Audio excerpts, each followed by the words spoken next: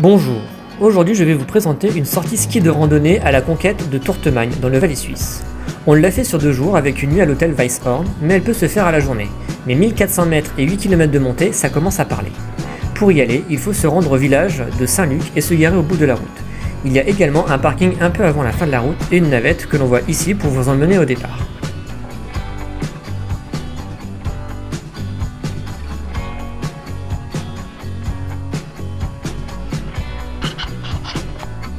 Comme vous le voyez sur ces images, la première journée vous emmènera à l'hôtel du Weisshorn. Il faut compter 1h45 pour y aller.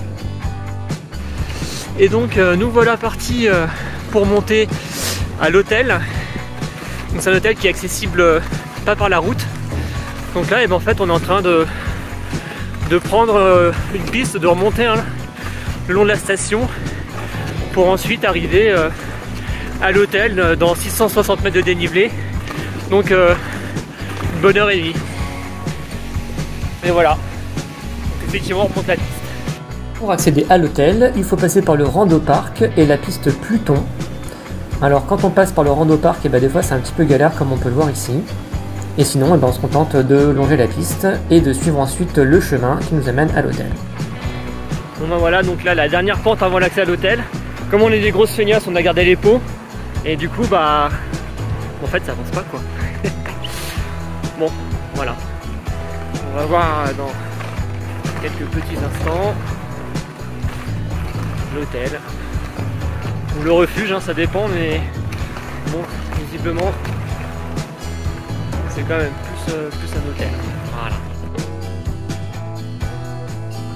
Alors l'hôtel Weisshorn en fait c'est soit un refuge 5 étoiles, soit un hôtel un peu moyen. Ça me fait vraiment penser au Grand Budapest Hotel. C'est un hôtel qui est donc assez vieux,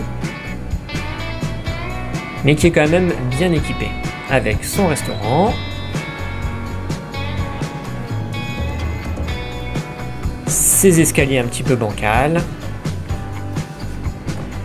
Vous voyez, ça date un peu d'un autre temps. Alors moi, j'ai adoré. Les chambres sont plutôt sympas et spacieuses, ça change des refuges traditionnels. Et il y a même un petit salon. Donc en fait l'hôtel il est autonome. Donc on a ici le réservoir d'eau potable avec un barrage là qui va alimenter une turbine qui elle-même alimente l'hôtel en électricité. Et il y a quand même une centrale thermique qui permet de pouvoir ensuite chauffer tout l'hôtel. Mais voilà, globalement ils sont autonomes quasiment en tout. Globalement dans cet hôtel on mange bien. Et le soir, on peut aller faire de l'astrophotographie car les lieux s'y prêtent vraiment.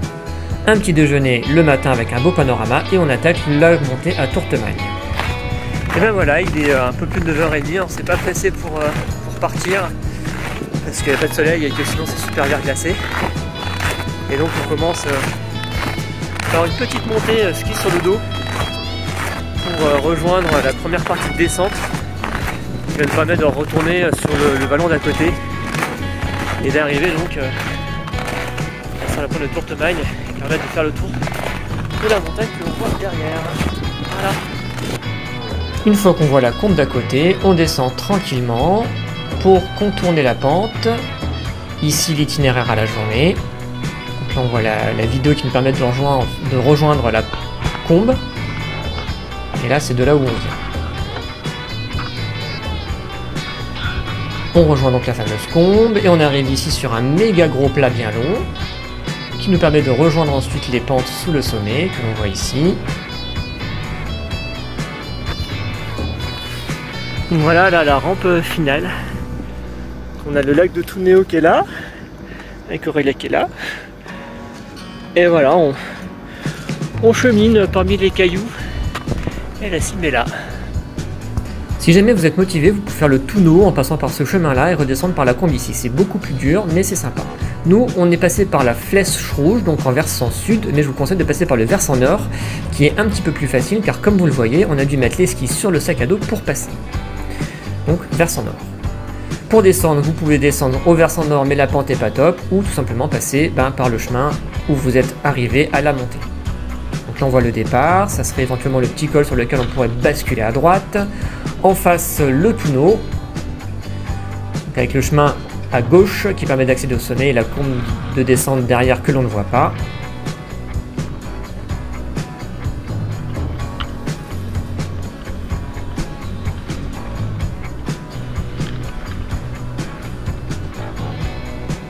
Ensuite, eh bien, vous choisissez votre itinéraire selon vos goûts.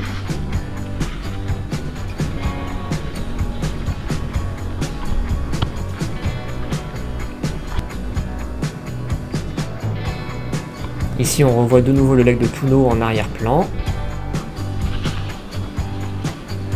Et enfin, donc là à gauche, le fameux plat qu'on a pris à l'aller, où il y a Aurelia que l'on voit un petit peu en bas. Moi, j'ai essayé de passer au-dessus pour éviter de perdre de l'altitude, pour pouvoir rejoindre la trace de montée à la journée, pour pas avoir un ramet, mais finalement, c'est Aurelia qui avait raison, puisque moi, je me suis retrouvé à faire du slalom entre les rochers, alors que finalement, le plat va très très bien, il suffit juste de laisser glisser, et voilà.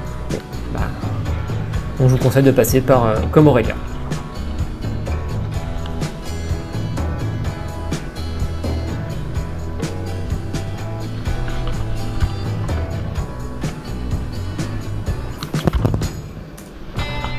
Ensuite, eh bien, on rejoint tout simplement les pistes que l'on a pris à la montée. Donc c'est une piste rouge avec quelques petits passages en noir. Et ça nous ramène tranquillou bilou à la voiture. Pour ne rien rater de mes aventures, abonne-toi à ma page et surtout active les notifications. Tu verras ainsi des vidéos de spéléo, plongée, ski, canyon et bien d'autres. À bientôt!